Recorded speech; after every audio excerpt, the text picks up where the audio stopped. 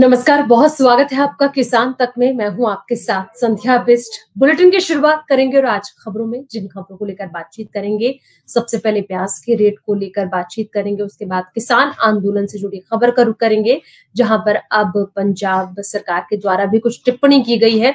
वहीं बात करेंगे फसलों को लेकर और आखिर में बात करेंगे मौसम को लेकर। तो दोस्तों, सबसे पहले बात करते हैं प्याज के दाम को लेकर। तो बता दें कि निर्यात से बैन हटते ही प्याज की कीमतों में बढ़ोतरी शुरू हो गई। खासकर कर्नाटक की राजधानी बेंगलुरु में कुछ ज्यादा ही यह महंगा हो गया है। पिछले सप्ताह तक जो प्याज 20 से लेकर 25 रुपए किलो था, वह अब 35 से लेकर 40 रुपए प्रति किलो बिक रहा है। इससे आम जनता के किचन का जो बजट है वो पूरी तरीके से बिगड़ गया है। हालांकि निर्यात से बैन हटने से प्याज उत्पादक किसानों को पहले के मुकाबले ज्यादा फायदा हो रहा है। उन्हें उनकी फसल की उचित कीमत मिल रही है। एक रिपोर्ट के मुताबिक 29 अप्रैल तक अच्छी क्वालिटी वाले 100 किलो प्याज की कीमत 1600 से लेकर 1800 रुपए थी। वहीं यशवंतपुर में कृषि उत्पादन बाजार समिति यार्ड में सबसे अच्छी किस्म की कीमत 1900 से लेकर 2100 रुपए प्रति 100 किलोग्राम थी। लेकिन निर्यात से बैन हटते ही प्याज कीमतें काफी ज्यादा बढ़ गई है। लेकिन कहीं ना कहीं किसानों की अगर मैं बात करूं तो किसान जिस तरीके से उम्मीद कर रहे थे कि उन्हें अच्छा मुनाफा हो, वो उन्हें नहीं मिल रहा है। प्याज व्यापारी और बेंगलुरु के प्याज व्यापारी संघ के सचिव बी रविशंकर ने कहा कि चूंकि सरकार ने निर्यात की अनुमति दी, इसलिए किसानों ने अपने प्याज को ऊंची कीमतों पर बेचा और बाजार में कीमतें और आवक दोनों बढ़ गई। उन्होंने कहा कि कीमतों में थोड़ी गिरावट आई है, लेकिन ये फिर से बढ़ सकती है क्योंकि कुछ किसान अंतराल में अपना स्टॉक बेचते हैं। वर्तमान में किसानों ने विशेष रूप से विजयपुरा और आसपास के क्षेत्रों में अच्छे दिन के लिए अच्छी गुणवत्ता वाले प्याज का भंडारण किया है।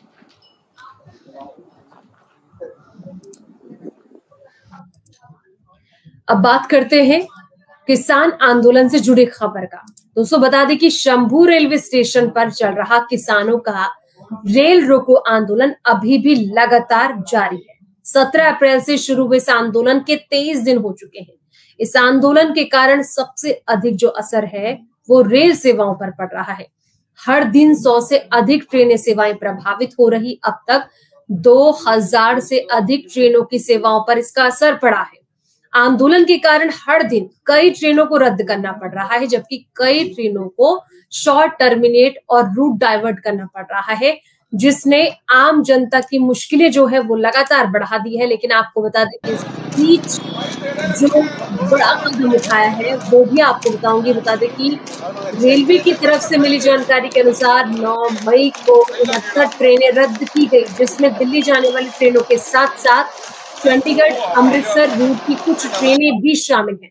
बता दें कि 3 किसानों की रिहाई की मांग को लेकर किसान हरियाणा सीमा के करीब शंभू रेलवे स्टेशन की पटरियों पर बैठे हुए। इस आंदोलन में किसान मजदूर मोर्चा यानी कि KMM और संयुक्त किसान मोर्चा SKM और गैर राजनीतिक के सदस्य शामिल हैं। दोनों संगठनों का समर्थन इस आंदोलन को मिल रहा है। उत्तर रेलवे से जुड़े अधिकारियों ने बताया कि पिछले सप्ताह हरियाणा के शंभू स्टेशन पर चल रहे किसानों के आंदोलन के कारण 69 ट्रेनों को रद्द किया गया। 107 ट्रेनों के रूट डाइवर्ट किए गए। इस दौरान कई महत्वपूर्ण ट्रेनों को भी रद्द किया गया है। वहीं किसानों के द्वारा किए जा रहे रेल आंदोलन को लेकर पंजाब कांग्रेस अध्यक्ष का भी बड़ा बयान सामने आया है। बता दें कि जो बड़ा बयान है वो यही कि किसानों को सलाह दी गई कि वे ऐसे आंदोलन से बचे क्योंकि इससे लोगों को परेशानी होती है। एक रिपोर्ट के मुताबिक उन्होंने सुझाव दिया है कि सड़क अवरोधों को हर कीमत पर टाला जाना चाहिए क्योंकि इससे आम लोगों को परेशानी होती है और आम लोग भी किसानों की तरह ही असहाय हैं। साथ ही उन्होंने किसानों के प्रति कांग्रेस के हितों को दोहराते हुए कहा कि अगर 2020 में कांग्रेस नहीं होती तो किसान दिल्ली की ओर मार्च नहीं कर पाते और मोदी सरकार को 3 कृषि कानून वापस लेने के लिए मजबूर नहीं कर पाते। तो देखिए, जिस तरीके से पंजाब कांग्रेस के अध्यक्ष अमरिंदर सिंह राजा बोरिंग ने ये एक बड़ी बात कही कि अगर 2020 में कांग्रेस का साथ नहीं होता तो किसानों का ये आंदोलन नहीं चल पाता। मोदी सरकार 3 कृषि कानूनों को रद्द नहीं करती, जिस तरीके की बात उनके द्वारा कही गई। उन्होंने साफ तौर पर कहा कि बहुत हद तक किसानों की सहायता की गई, किसानों की मदद की गई। अगली खबर का रुख करते हैं। अगली खबर जो मिल रही है गेहूं से जुड़ी खबर है, जहां पंजाब में रिकॉर्ड तोड़ गेहूं की खरीद जारी है। प्रदेश की मंडियों में 9 मई तक 127.61 लाख टन गेहूं की आवक हो चुकी है और यह आंकड़ा पिछले साल के कुल खरीद 125.87 लाख टन को पार कर चुका है। पिछले साल इसी दिन तक कुल आवक जो थी वो 123.20 लाख टन थी। इस बार राज्य को बम्पर फसल की उम्मीद है और कुल उत्पादन 175 लाख टन तक पहुंचने की उम्मीद है। वहीं इस खबर से किसान के साथ साथ सरकार भी काफी ज्यादा खुश है। एक दिन की आवक जो 10 दिन पहले 12 लाख टन से अधिक थी, अब घटकर 1 लाख टन से भी कम हो गई है। बता दें कि गुरुवार को राज्य की जो मंडियों में 93,000 टन गेहूं की आवक हुई। मालवा बेल्ट के जिले में आवक जो थी वो 5,000 टन से नीचे गई, जबकि बाकी अगर जगह की बात की जाए तो बाकी जगह बता दें कि जो आवक थी वो लगभग मालवा बेल्ट के जिलों की बात कर लेते हैं, 5,000 टन से नीचे गिर गई। माझा बेल्ट में ये लगभग 10,000 टन है। अब तक 88.39 लाख टन गेहूं उठाया जा चुका है और 38.94 लाख टन उठाना बाकी है।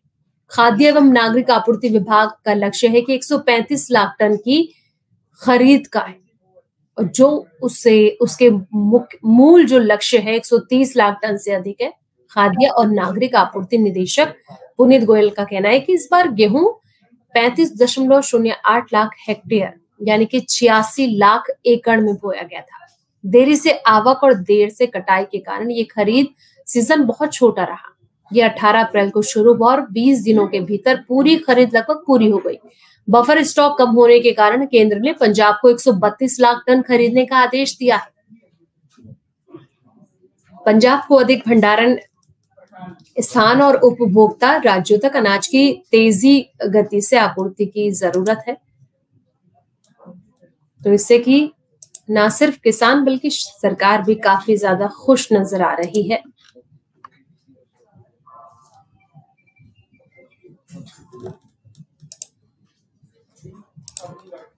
अगली खबर का रुख करते हैं। अगली खबर जो मिल रही है बता दें कि हिंगोली से, बता दें कि वैसे तो मराठवाड़ा सूखा और किसानों की आत्महत्याओं को लेकर जाना जाता है, मगर हिंगोली जिले के सोडे गांव में रहने वाला किसान नागेश ग्रामीण इलाकों के किसानों के लिए मिसाल बन गया है। किसान नागेश ने अपनी 1.5 एकड़ खेती में हरी मिर्च की फसल लेना शुरू किया। इससे किसान ने अपनी आय को चौगुना किया है। किसान नागेश ने 4 महीने में 8 लाख का मुनाफा कमाया और अगले 2 महीनों तक अगर भाव अच्छे मिले तो इससे भी ज्यादा कमाई होगी, ऐसा किसान का कहना है। सुनिए किसान का इस पर क्या कुछ।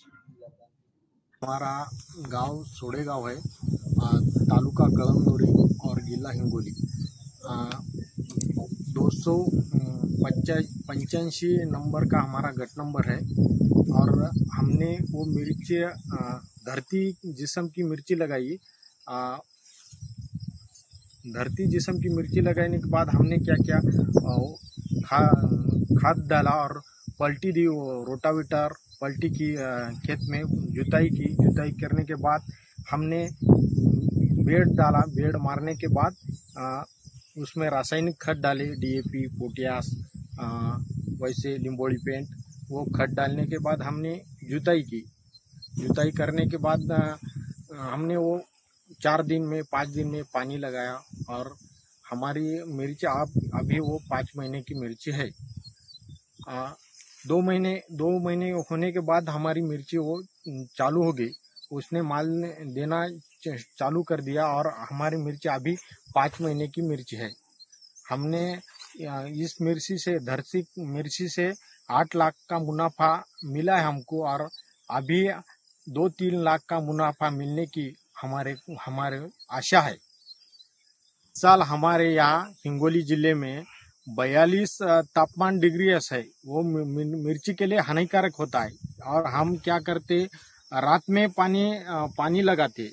और पहले कैसे था, दिन में लगाना पड़ता था, अभी ऐसा वैसा नहीं करने पड़ना है। तापमान बढ़ने के बाद हम क्या करते, रात में मोटर लगाते और इससे पैदावार ज़्यादा बढ़ेगी और पैदावार जाने बढ़ने के बाद वो फूल फिल टिकने वाले हैं।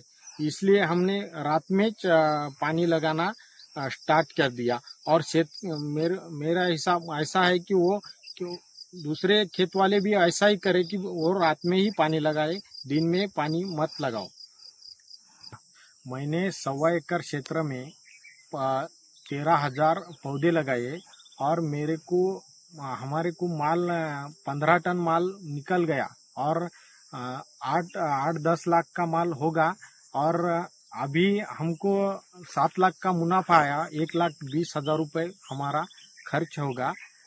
खर्च होने के बाद हमको आशा है कि 10 या 11 लाख मुनाफा हमको मिलेगा। ऐसे उस स्थिति में मिर्ची है हमारी।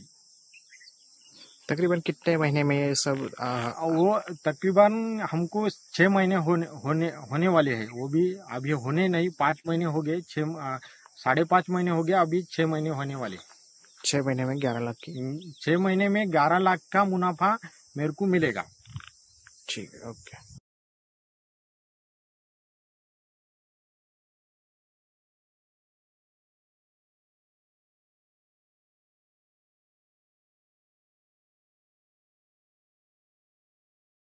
मेरा नाम संतोष किशन राव डोके है। हमारा गांव सोड़े गांव है, तालुका कळमनुरी और जिला हिंगोली। 285 नंबर का हमारा गट नंबर है। और हमने वो मिर्ची धरती जिस्म की मिर्ची लगाई। धरती जिस्म की मिर्ची लगाने के बाद हमने क्या किया, खाद डाला और पलटी दी, रोटावेटर पलटी की, खेत में जुताई की। जुताई करने के बाद हमने बेड डाला। बेड मारने के बाद उसमें रासायनिक खाद डाले, DAP, पोटाश, वैसे लिंबोड़ी पेंट। वो खाद डालने के बाद हमने जुताई की। जुताई करने के बाद हमने वो 4 दिन में 5 दिन में पानी लगाया और हमारी मिर्ची अभी वो 5 महीने की मिर्ची है। 2 महीने होने के बाद हमारी मिर्ची वो चालू हो गई। उसने माल देना चालू कर दिया और हमारी मिर्ची अभी 5 महीने की मिर्ची है। हमने इस धरती मिर्ची से 8 लाख का मुनाफा मिला है हमको और अभी 2-3 लाख का मुनाफा मिलने की हमारे आशा है। साल हमारे यहाँ हिंगोली जिले में 42 तापमान डिग्री है। वो मिर्ची के लिए हानिकारक होता है। और हम क्या करते, रात में पानी लगाते। और पहले कैसे था, दिन में लगाना पड़ता था, अभी ऐसा वैसा नहीं करने पड़ना है। तापमान बढ़ने के बाद हम क्या करते, रात में मोटर लगाते और इससे पैदावार ज़्यादा बढ़ेगी और पैदावार जाने बढ़ने के बाद वो फूल फिल टिकने वाले हैं। इसलिए हमने रात में पानी लगाना स्टार्ट कर दिया। और मेरा हिसाब ऐसा है कि वो दूसरे खेत वाले भी ऐसा ही करे कि वो रात में ही पानी लगाए, दिन में पानी मत लगाओ। मैंने 1.25 एकड़ क्षेत्र में 13,000 पौधे लगाए और हमारे को माल 15 टन माल निकल गया और 8-10 लाख का माल होगा। और अभी हमको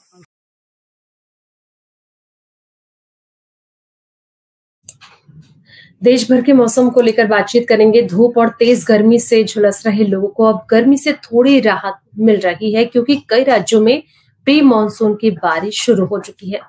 बारिश के कारण तापमान में थोड़ी गिरावट दर्ज की गई। इसमें गर्मी से राहत मिल रही है। हालांकि अभी भी कुछ राज्यों में भीषण गर्मी पड़ रही है। IMD ने राजस्थान और मध्य प्रदेश के कई जिलों के लिए हीट वेव का अलर्ट जारी किया है।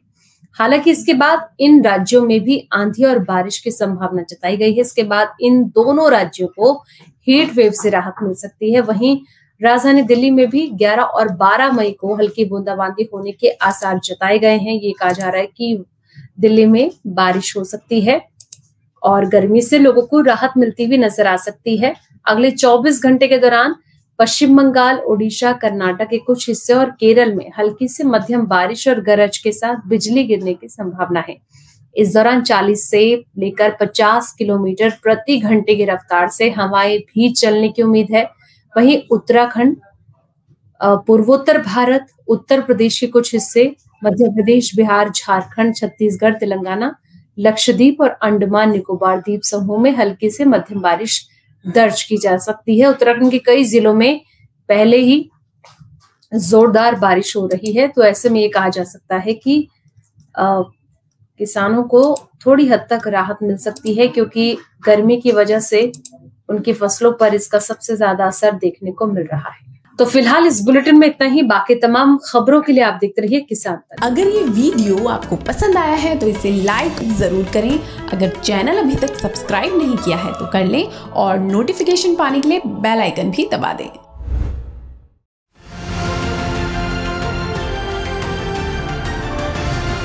किसान तक खाना है तो उगाना है, किसान तक खाना है तो उगाना है, किसान तक खाना है तो उगाना है, किसान तक खाना है तो उगाना है, किसान तक खाना है तो उगाना है, किसान तक खाना है तो उगाना है।